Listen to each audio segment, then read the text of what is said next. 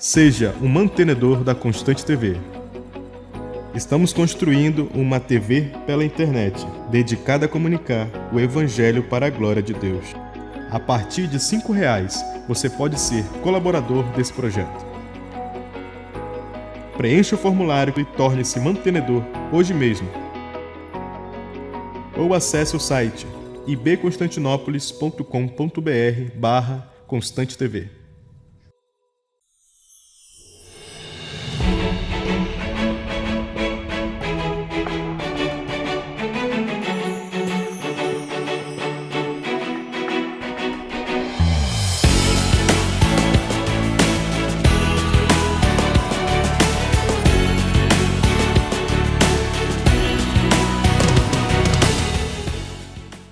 Olá, queridos, graça e paz do Senhor Jesus. Nessa semana nós estamos meditando e estudando o Salmo 119, um salmo preciosíssimo, e nós já vimos que este salmo é o maior salmo do Saltério. Ele também é o maior capítulo da Bíblia Sagrada. E nós vimos que o tema principal deste salmo é a exaltação à palavra de Deus, é a exaltação à lei do Senhor. O salmista, ele usa, já na primeira seção do salmo, do verso 1 ao verso 8, ele usa diversos termos para se referir à palavra de Deus. No primeiro versículo, ele a chamou de a lei do Senhor. No segundo, ele chamou de testemunhos, seus testemunhos. No verso 3, ele chamou de seus caminhos. No verso 4, ele disse, são teus preceitos. No verso 5, ele disse, são teus estatutos. No verso 6, teus mandamentos. No verso 7, ele disse, tuas justas normas. E no verso 8, ele disse, teus decretos. Somente no verso 9 que ele vai se referir à lei do Senhor, dizendo a tua palavra. E este salmo, ele tem um propósito, o salmista o escreve com o propósito de exaltar a lei do Senhor.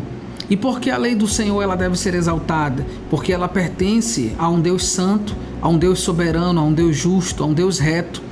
A palavra do Senhor, ela é fiel e verdadeira. E o salmista, ele exalta a lei do Senhor. E é interessante que este salmo começa falando da felicidade que o homem pode alcançar. E ele diz, bem-aventurado ou felizes os que se conduzem com integridade e que andam na lei do Senhor. Queridos, essa é a verdadeira felicidade que alguém pode ter nesta vida. É andar com Deus, é andar com o Senhor. É uma vida com propósito, andar conforme a lei do Senhor, andar de acordo com os decretos do Senhor, é conhecer a vontade de Deus. A palavra de Deus, ela é uma palavra inspirada.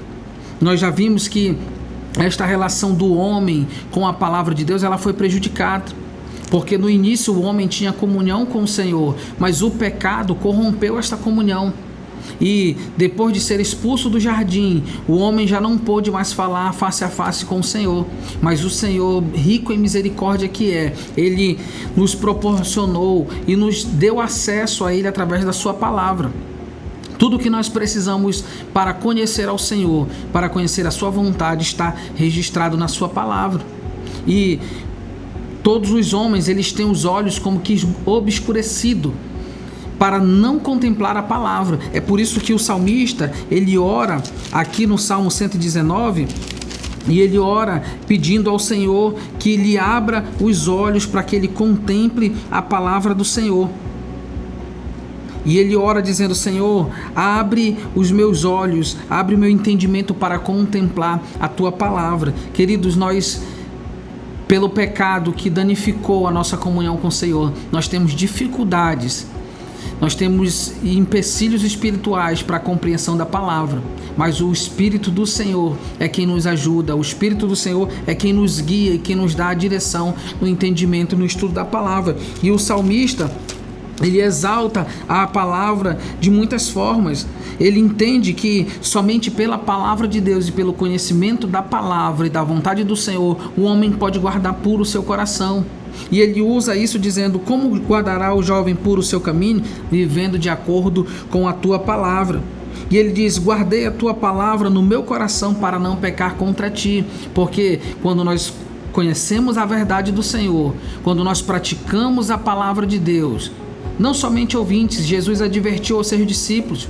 Tiago, na sua carta, também adverte: não sejamos ouvintes, mas praticantes da palavra. O Senhor Jesus disse em Mateus, no capítulo 7, sede não somente ouvintes, mas praticantes, porque ele é semelhante àquele homem que edifica a sua casa sobre a rocha. Vêm as dificuldades da vida, mas ele não se abala, porque conhece ao Deus que serve através da sua palavra.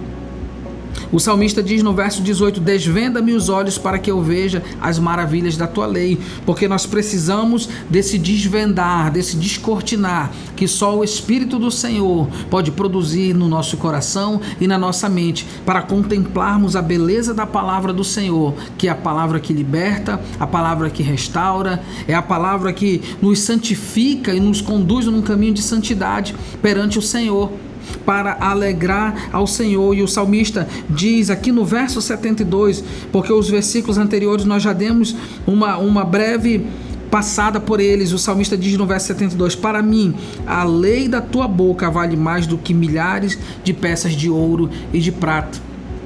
Os homens têm a tendência a acumular riquezas nesta vida, a buscar riquezas para si. Mas o salmista está dizendo que para ele a maior riqueza que ele pode ter é conhecer a lei, que vale mais do que milhares de peças de ouro e de prata, que é a lei que procede da boca do Senhor, é a lei proferida por Deus. Por que o salmista exalta assim? Porque ele sabe que o Deus que concedeu a sua palavra é um Deus santo e puro. Paulo, escrevendo a Timóteo na sua segunda carta, no capítulo 3, ele diz: toda a escritura ela é divinamente inspirada por Deus. Ela é apta para ensinar, para corrigir e para repreender. Perceba, querido, que a escritura ela é inspirada, ela é divinamente inspirada, porque ela pertence ao Senhor. Todos os escritores bíblicos, os autores da palavra de Deus, eles foram inspirados pelo Espírito Santo de Deus. Logo, estas palavras que nós lemos e estudamos, sobre a qual nós meditamos, elas não são palavras humanas. Elas são palavras escritas por homens, mas elas são inspiradas por Deus. É o Deus, na última instância, o Senhor é o autor destas palavras. Ele usou a instrumentalidade de homens comuns, homens pecadores, homens falhos, mas que foram inspirados pelo seu Espírito e puderam registrar esta preciosa e maravilhosa palavra. É a palavra do Senhor, a palavra pertence a Ele. O salmista diz também: desfaleço aguardando tua salvação, espero na tua palavra. Queridos, eu faço uma pergunta para você que ouve o programa Palavra da Cruz: em que você espera? Você espera na ciência? Você espera no conhecimento humano, no conhecimento científico? Você espera no conhecimento humanístico simplesmente? Em que você deposita a tua confiança? No que você tem esperado? O salmista disse: eu espero na tua palavra. E por quê? Porque a palavra de Deus ela não passa. No verso 89 o salmista afirma: Senhor, a tua palavra está firmada para sempre nos céus. O Senhor Jesus disse: céu e terra passarão, mas a minha palavra jamais passará. A palavra do Senhor ela permanece para sempre, querido.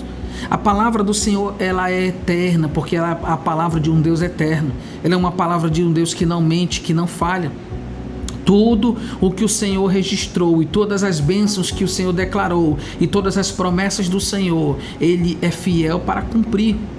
Ele cumpre a sua palavra. E o Senhor Jesus disse: céu e terra passarão. Lá em Mateus 24, mas a minha palavra não passará. A palavra do Senhor ela é fiel, ela é verdadeira, ela permanece para sempre. Toda a escritura é divinamente inspirada. O apóstolo Paulo falou a Timóteo. Mas quando Paulo fala a Timóteo, o que ele tem em vista é o Antigo Testamento. Ele tem em vista a lei, a Torá, os profetas, os escritos, que são chamados no Novo Testamento de os Salmos, a lei, o profeta e os escritos.